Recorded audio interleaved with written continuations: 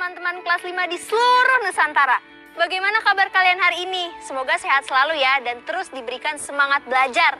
Nah, sebelum kita beraktivitas hari ini, jangan lupa untuk terus berdoa agar ilmu yang kita dapatkan diterima dengan baik dan juga bisa bermanfaat.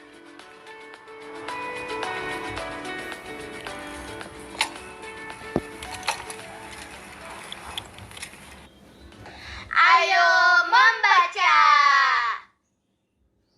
Kesepakatan warga dua kampung.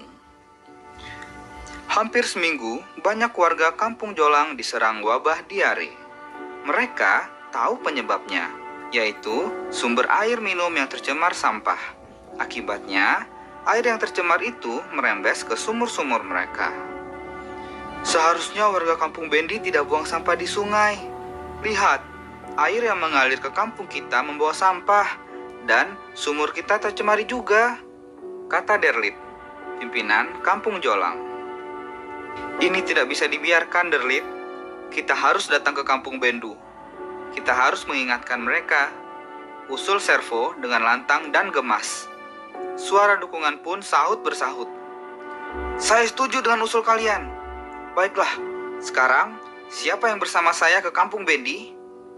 Jangan ditunda lagi agar tidak bertambah warga kita yang sakit, tanya Derlit pada warganya. Ternyata hampir semua menyatakan kesediaannya. Tapi jangan semuanya. Sebagian harus merawat warga kita yang sakit. Sebagian lagi bersihkan sungai. Cukup 8 warga saja bersama saya ke Kampung Bendu, kata Derlit. Mereka menuruti pimpinannya. Berangkatlah Derlit bersama 8 warga Jolang, salah satunya Servo. Mereka tertegun melihat kondisi Kampung Bendu. Ternyata kondisinya hampir sama dengan kampung mereka. Banyak warga Bendu yang sakit. Servo yang sudah menghimpun tenaga untuk meluapkan kekesalannya mendadak luruh. Sampah-sampah itu bukan kami yang membuangnya, jelas Girdo, pimpinan Bendu. Sumber airnya dekat dengan Kampung Bendu. Mana mungkin bukan kalian yang melakukan? Servo menjadi geram karena Gidro berdalih. Kalian tahu, sekitar sumber mata air itu telah dijadikan tempat wisata. Pengunjung selalu banyak. Merekalah yang membuang sampah-sampah itu. Gidro menjelaskannya dengan lemas. Dia juga sedang sakit. Orang-orang itu tidak peduli kepinginan orang banyak, merugikan kepentingan umum, ujar Derlit geram. Derlit, Servo, dan warga Jilang lainnya tak lagi menyalahkan warga Bendu. Ini darurat. Kita harus melakukan sesuatu. Kalau begitu, ayo kita rembuk apa yang harus kita lakukan, kata Derlit setelah berpikir panjang beberapa saat. Siang itu mereka berembuk. Menjelang sore, mereka sudah menyepakati beberapa tugas bersama. Warga Bendu yang masih sehat akan membersihkan sungai. Beberapa perwakilan Bendu dan Jolang akan datang ke pengelola wisata agar mereka menerapkan aturan tentang buang sampah. Kami akan siapkan papan bertulis, jangan sembarang buang sampah di Taman Bendu. Bagaimana? Gidro menyampaikan sebelum warga Jolang pulang. Ide bagus. Kami akan membawa anyaman tempat sampah yang kami buat sendiri, timpal Derlit. Begitulah keesokan harinya, Taman Bendu yang tak jauh dari kampung Bendu ramai dengan warga Bendu dan Jolang yang bekerja bakti.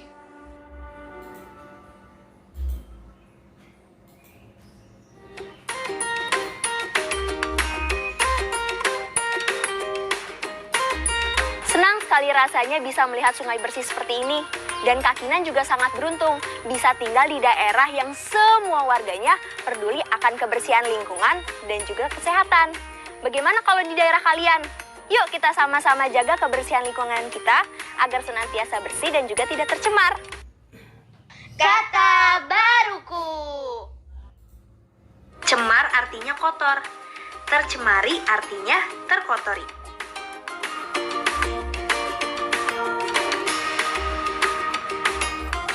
Setelah teman-teman menyimak cerita berjudul Kesepakatan Warga Dua Kampung tadi, yuk kita coba jawab pertanyaan-pertanyaan berikut ini. Pertanyaan pertama, apa yang terjadi di Kampung Jolang dan Kampung Bendu? Betul, warga di kedua kampung terserang diare. Berikutnya, apa yang menyebabkan peristiwa di dua kampung itu? Ya, penyebabnya adalah air yang tercemar sampah. Pertanyaan ketiga, siapa yang membuang sampah di Sungai Taman Bendu? Betul sekali, para pengunjung sumber mata air yang dijadikan tempat wisata. Pertanyaan keempat, apa kesepakatan antara warga Bendu dan Jolang untuk menghentikan musibah di kampung mereka?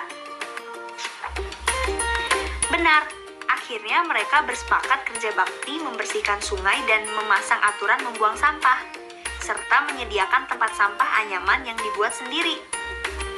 Perilaku yang merugikan kepentingan orang banyak bertentangan dengan Pancasila. Sila keberapa? Bagaimana bunyi sila tersebut? Iya, perilaku yang merugikan kepentingan orang banyak bertentangan dengan sila kelima, yang berbunyi keadilan sosial bagi seluruh rakyat Indonesia. Ayo menulis. Teman-teman, apa yang dilakukan warga Kampung Bendu dan Kampung Jolang dalam cerita tadi adalah contoh pengamalan sila-sila dalam Pancasila. Untuk tugas kali ini, coba gambarlah simbol sila Pancasila, kemudian tuliskan bacaan silanya dan contoh pengalamannya dalam kehidupan sehari-hari, seperti contoh dalam tabel berikut ini. Kerjakan di buku kerja kalian ya.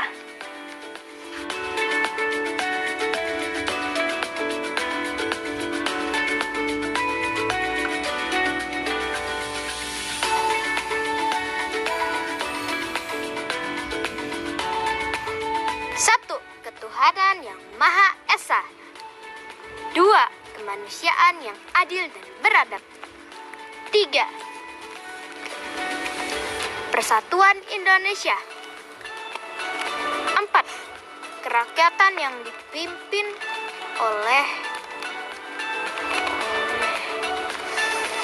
siapa ya? Kerakyatan yang dipimpin oleh hikmat kebijaksanaan. Oh, iya juga ya. Kerakyatan yang dipimpin oleh hikmat kebijaksanaan dalam permusyawaratan perwakilan. 5.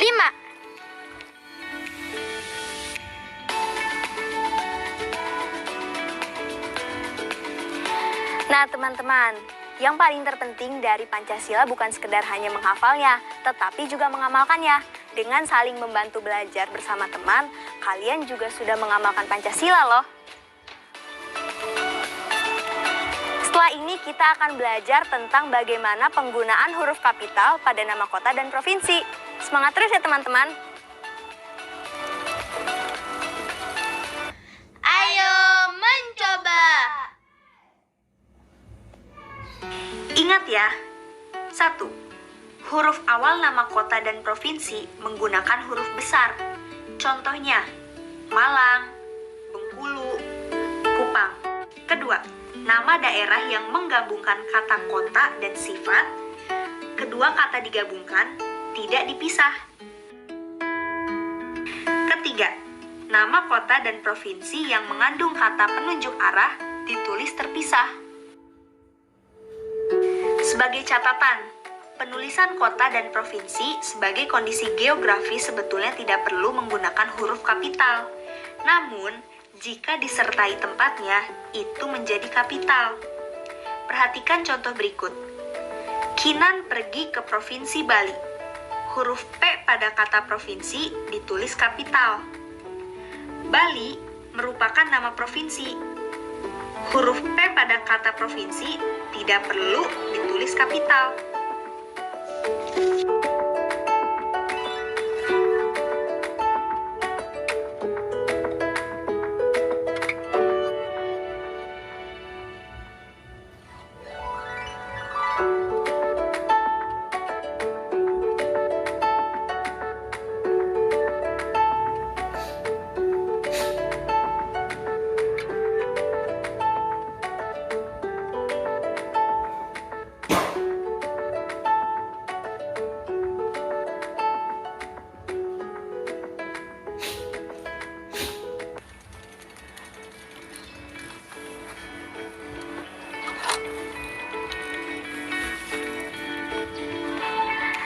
Setelah kalian tahu bagaimana cara penggunaan huruf kapital pada nama kota dan provinsi dengan benar, sekarang coba kalian perbaiki kalimat-kalimat berikut ini sesuai dengan kaidah awalan huruf besar yang sudah tadi kalian pelajari. Silakan salin dan tulislah kalimat yang benar di buku kerja kalian. Selamat mengerjakan!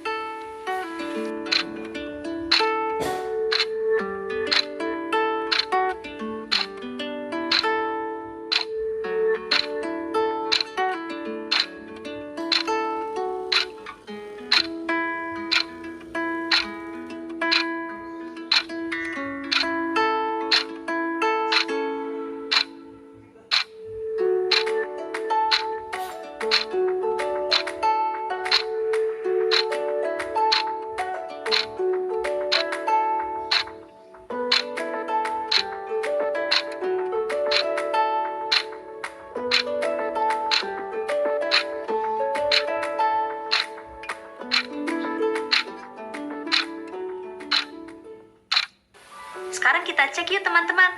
Berikut kalimat-kalimat yang benar.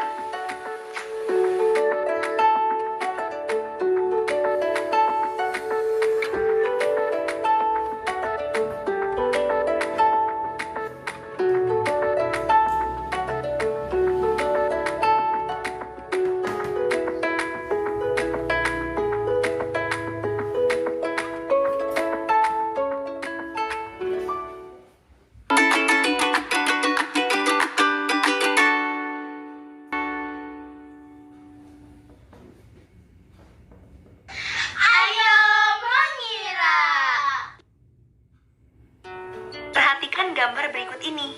Dapatkah kamu memperkirakan banyak persegi satuan yang ditutupi jajaran genjang? Cara menghitungnya sama seperti dengan cara menghitung persegi atau persegi panjang. Bayangkan, garis kuning memotong sebagian jajaran genjang yang menyerupai segitiga. Coba pindahkan segitiga tersebut ke sebelah kiri. Ternyata membentuk sebuah persegi panjang. Kalian bisa hitung jumlah persegi satuan yang tertutupi. Yang mendatar berjumlah 8, yang menurun berjumlah 10. Sehingga totalnya 8 dikali 10 sama dengan 80 persegi satuan.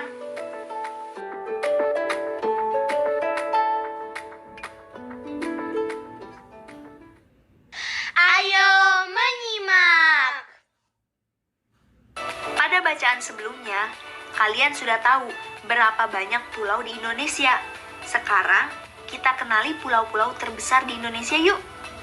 Bacalah teks berikut ini dengan seksama. 5 pulau terbesar di Indonesia. Ada 5 pulau terbesar di Indonesia yang membentang dari barat ke timur. Kelima pulau tersebut adalah Pulau Sumatera, luasnya 443.065 km persegi. Pulau Jawa, luasnya 126.700 km persegi. Pulau Kalimantan, luasnya 743.330 km persegi. Pulau Sulawesi, luasnya 174.600 km persegi. Dan Pulau Papua luasnya 786.000 km persegi.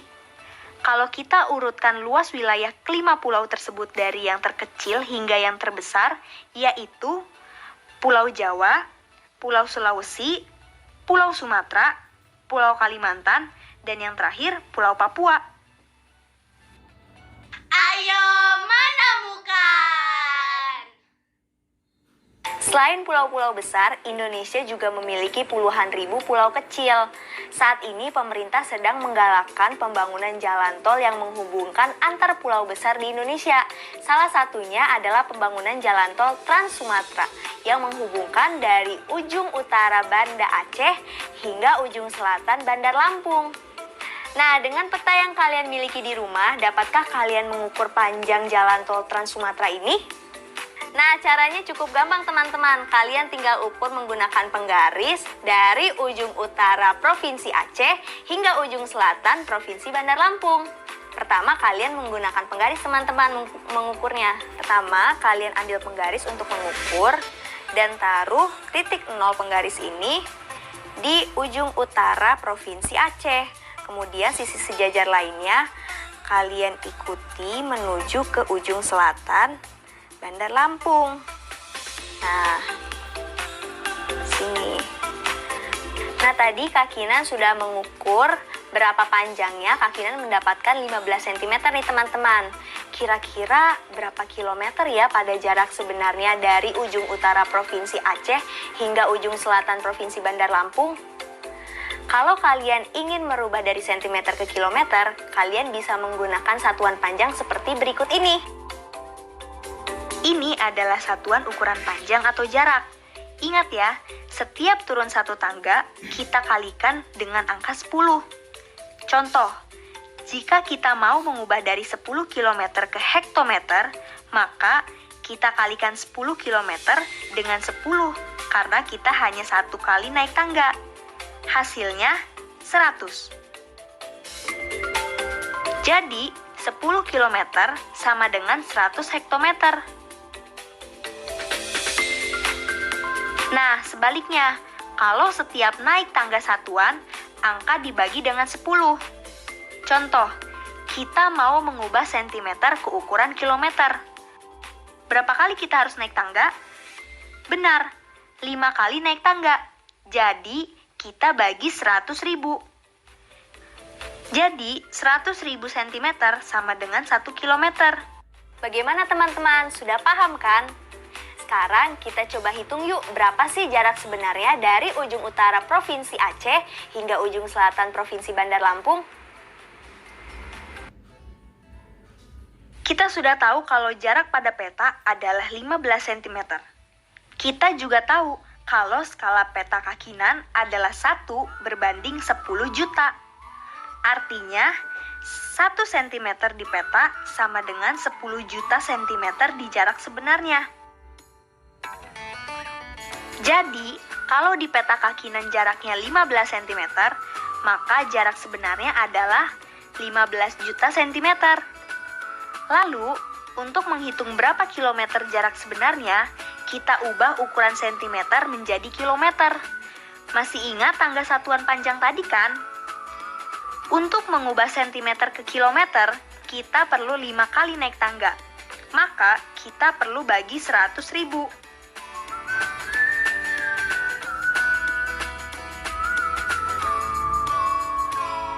Jadi, jarak sebenarnya ujung utara Provinsi Aceh hingga ujung selatan Provinsi Bandar Lampung adalah 150 km. Sudah paham semua kan teman-teman? Yuk sekarang kita berlatih lagi. Ayo berlatih. Mimi membuat peta Indonesia dengan skala baru, yaitu 1 berbanding 200 km. Dapatkah kamu membantu Mimi melengkapi tabel berikut ini? Tulis jawabannya di buku kerja kalian ya.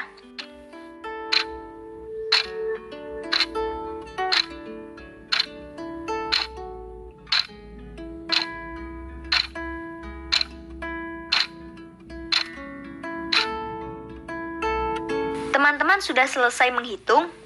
Kita cek jawabannya sama-sama ya. Berikut jawaban yang benar.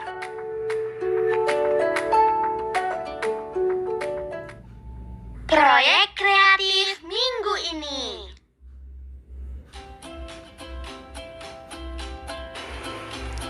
Teman-teman, pastinya kalian sudah menentukan arah mata angin dan kalian sudah menggambar di buku kalian kan? Nah, sekarang kalian buka buku kerja kalian, kemudian kita akan ke langkah selanjutnya. Langkah selanjutnya adalah kamu bisa meniru gambar pulaumu dengan gambar peta yang sudah ada. Kamu juga bisa mencari petamu itu di Google dengan tautan sebagai berikut. Kamu harus mengetahui beberapa bentang alam dan tengara di pulaumu. Kemudian, perkirakan letaknya pada peta yang akan kamu buat. Untuk mempermudah dalam membuat peta, kamu juga dapat membuat garis bantuan berupa persegi satuan yang berukuran 1 x 1 cm menggunakan pensil. Selamat mencoba ya teman-teman. Tapi sebelum itu, jangan lupa untuk mengingat-ingat pelajaran hari ini. Refleksi. Bagaimana menurut pendapat kalian setelah membaca cerita kesepakatan warga dua kampung? Adakah dampak perilaku kita terhadap orang lain? Kemudian, dapatkah kalian mengenal simbol dan menyebutkan sila-sila dalam Pancasila? Dan yang lebih penting, sudahkah kalian mengamalkannya? Terakhir, apakah kalian sudah mengerti skala peta dan bagaimana menghitung jarak sebenarnya berdasarkan skala peta? Luar biasa! Kalian semua sudah menguasainya. Jika kalian kesulitan, bisa minta tolong orang tua atau wali kalian ya.